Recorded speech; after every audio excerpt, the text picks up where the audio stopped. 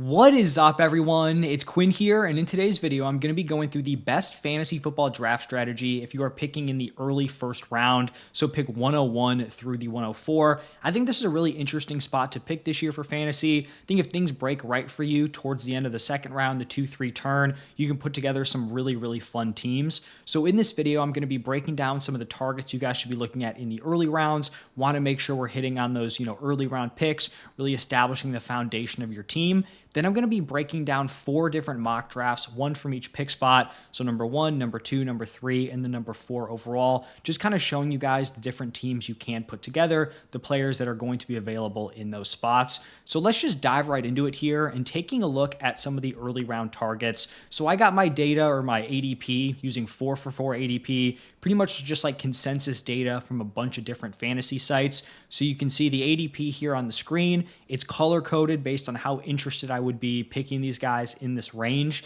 And then you can see where these guys rank positionally. So my top 4 rankings this year, I have Jamar Chase as my 101, Bijan Robinson as my 102, I have Jahmyr Gibbs as my 103, and then I have CeeDee Lamb as my 104. So those are the guys that are in green. Those are the players that I'd be taking with the first 4 picks.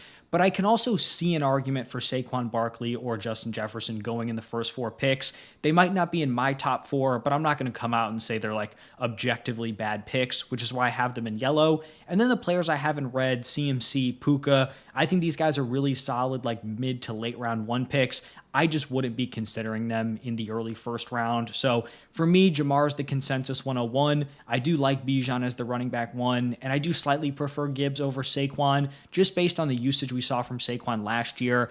Historically, guys that have handled that type of workload have either fallen off or gotten injured the next season, so a minor concern there with Saquon.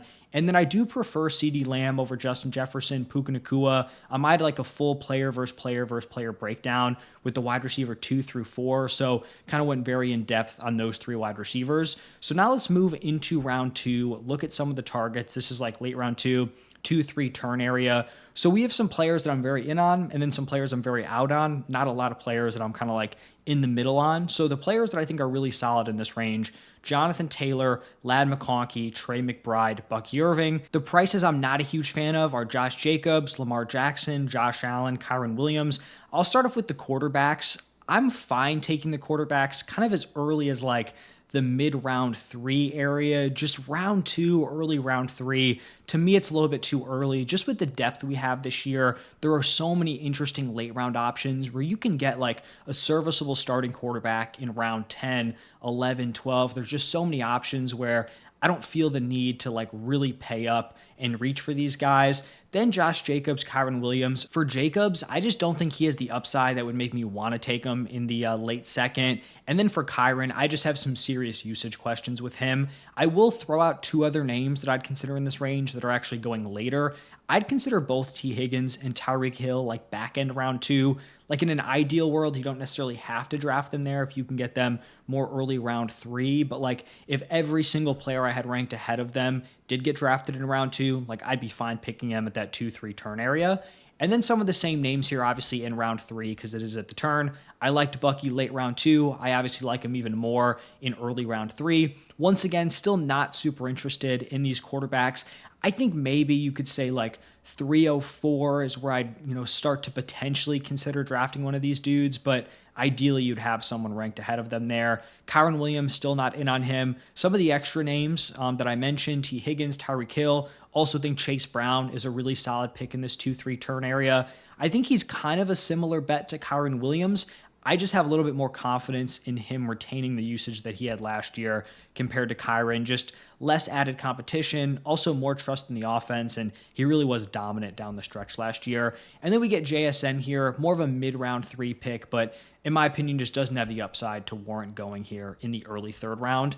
But now let's dive into some of the mock drafts here. So we're going to start off with the 101. Like I talked about, Jamar Chase is my locked-in 101. He is going to be our top pick here. Then when we get to the 2-3 turn, I think this is a really fun start to this draft. We go Trey McBride at tight end at the 212. Then at the 301, we go with Jonathan Taylor. I feel like I have three really strong options at three different positions. We have the wide receiver 1 overall. We have the tight end 2 this year, at least according to ADP. And then we have Jonathan Taylor, who I think is a nice mid-tier running back 1. Feel great about that start. Now, once we're kind of getting into the 4-5 turn area, I think it becomes an interesting spot this year for fantasy. There are certain spots where you can get some really interesting fallers. Like on some platforms, Amarion Hampton could be going in this range.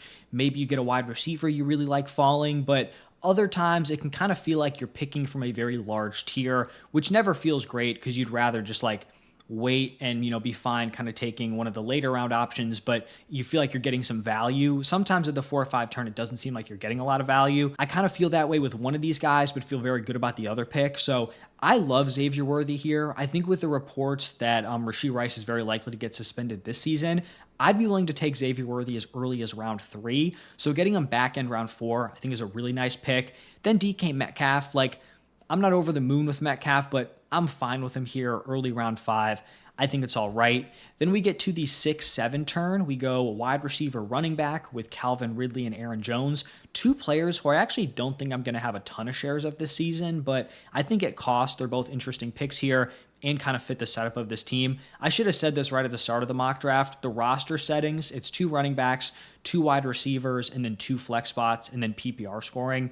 So at this point, we have 2 of the running back slots filled. We have wide receivers through the flex with Chase, Worthy, DK Metcalf, and then Calvin Ridley. So then we get to the 8-9 turn area, and I throw a couple of darts on some young wide receivers with Josh Downs and Emeka Egbuka. These are 2 players that I'm going to be much higher on than consensus. For Josh Downs, I just think his pricing is insane. The dude was the wide receiver 28 in points per game last year on an awful offense. He's heading into year 3, proven he can command volume at a very high level. I just think he's too talented to be going this late in drafts.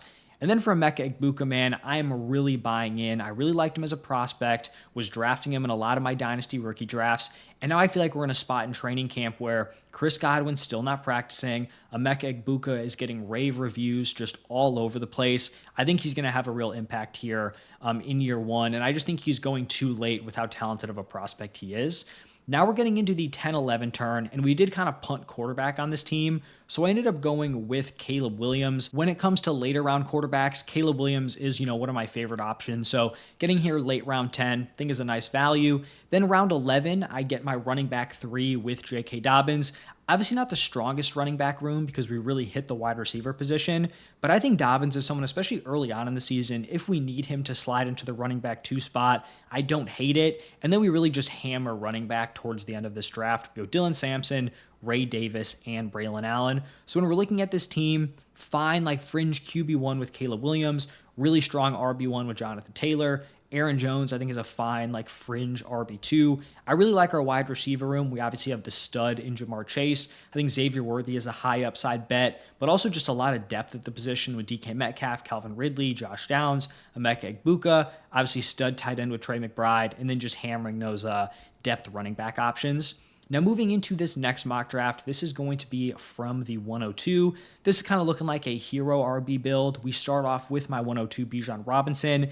Then just value-wise, we went a lot of wide receivers here. We went wide receiver rounds 2 through 6. We go A.J. Brown, T. Higgins, DJ Moore, Teteroa McMillan, and Chris Olave. Then in round 7, we scoop up DeAndre Swift, someone who I've really kind of come around on drafting recently. Just one of these players where you feel pretty decent that he's going to be, at worst, a fringe running back 2 option. Very limited competition, has never finished worse than running back 24 in points per game. And if you can get that type of player round 7 on a Bears offense that I think is going to be much improved, very fine having him slide in here, especially on a team that, needed a running back 2 option. Then we go out and we get Kyler Murray at the quarterback position. And I feel like Kyler is kind of like that last quarterback before you're getting into the players you'd consider the later round options, Caleb Williams, Justin Fields, Dak Prescott, players like that, Justin Herbert. I feel like Kyler's the last guy that maybe has some realistic upside. I still think Fields does, but I guess the overall consensus doesn't agree. So late round 8, Kyler. When you look at some of the other quarterbacks like Bo Nix, Baker Mayfield going round 7, Jared Goff going earlier in round 8, like I would take Kyler Murray straight up over those guys. And I'm getting him at what? Round and a half difference or discount from some of these other players. Then at the 902, I draft my 6th and final wide receiver with Stephon Diggs. I think he kind of fits in well with this build because we are really strong at the wide receiver position. We have wide receivers through the flex +2. And I think Diggs is in a spot. We're coming off the ACL. Maybe he's not tearing it up to start the season, but I'm not going to be pressured to put him in my lineup because as of right now, he's the 6th wide receiver I drafted. And this could be a spot where maybe I don't fully trust Ted McMillan right out of the gate, so I can play, a Chris Olave who has that veteran presence over Tet, but I'm honestly pretty confident that McMillan's going to produce pretty well right away. Then we go tight end, Colston Loveland in round 10. Easily my favorite late round tight end option. I mean, he's pretty much relegated Cole Kmet to working with the second team. They spend elite draft capital on him. He's the guy that Ben Johnson went out, brought in. He's a very good receiving tight end. When we saw what Ben Johnson did with Sam Laporta as a rookie, the fact that Loveland's practicing right, he was coming off that shoulder injury, good reports out of camp. I feel very good about him as one of these guys who can be productive as a rookie, even though it is pretty rare for the tight end position. Then we hammer 3 straight running backs because we're locked in at wide receiver. We go Bashal Tutin, Nick Chubb, Trey Benson. And then since Loveland is a rookie, might start a little bit slow, I do get a veteran tight end in Hunter Henry to potentially be the week 1 starter, as Colston Loveland kind of acclimates to the NFL.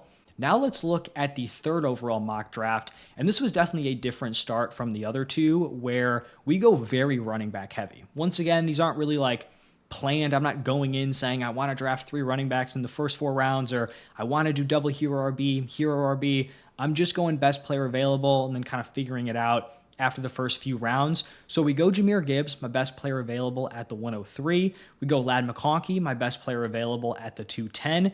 Then we end up going back-to-back running backs with Chase Brown and Amarian Hampton. I think Chase Brown's someone who realistically should be going 2-3 turn.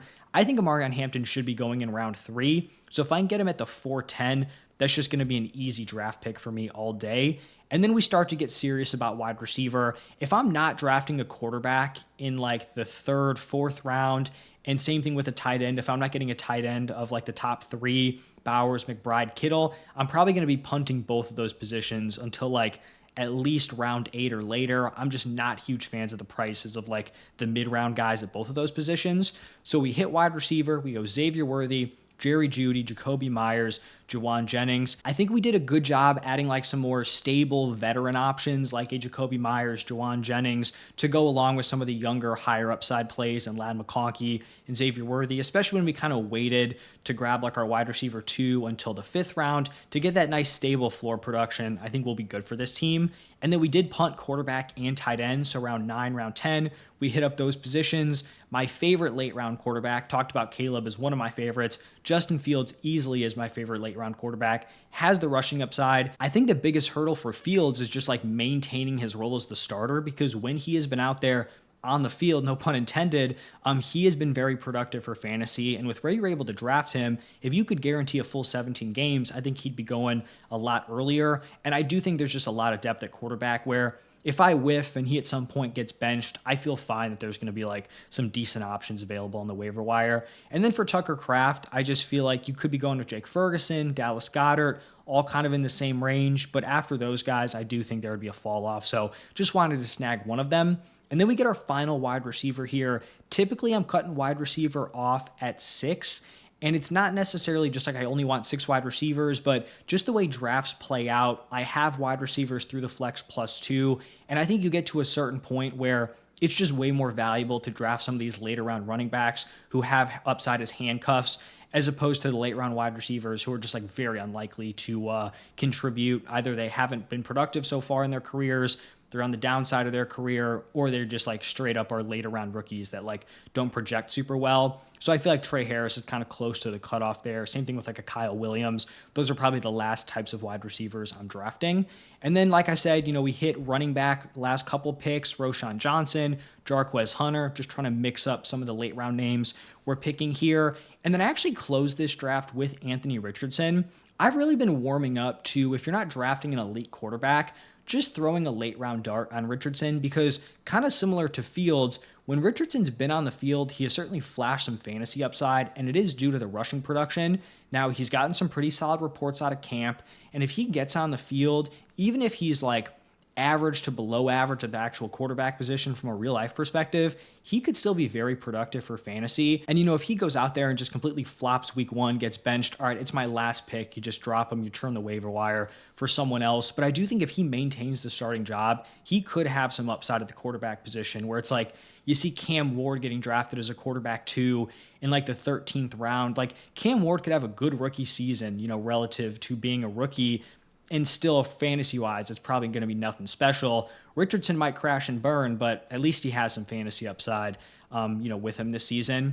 Then the final mock draft here from the 104, this is going to be another Jahmyr Gibbs team. I think typically you're going to see Jahmyr Gibbs, not go at the 103. You're going to get Bijan, Saquon, maybe a Justin Jefferson in there, maybe even a CD Lamb. So he's definitely someone that could also fall in like that mid-round 1 slot. But I go Jahmyr Gibbs. Then we did a start that I don't typically do, but I thought it'd be interesting to see how it plays out. I talked about how I'm not a huge fan of drafting these quarterbacks early, round 3 or late round 2.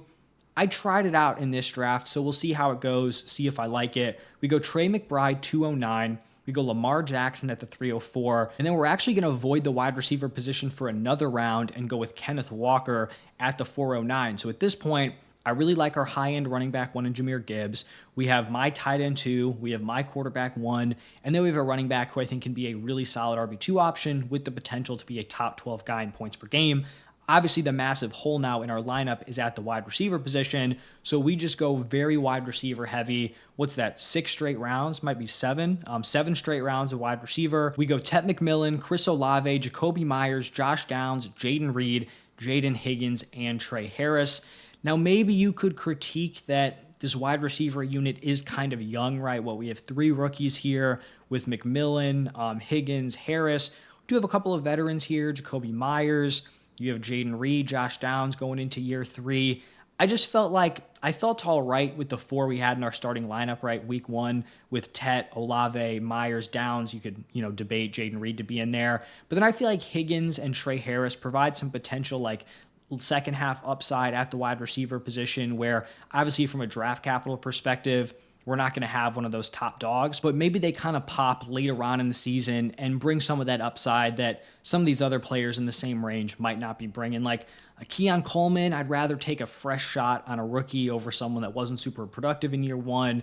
Also in round 11, you've got like Rashad Bateman, you're getting Marvin Mims early round 12. Like, just give me like the lottery ticket rookies in that range.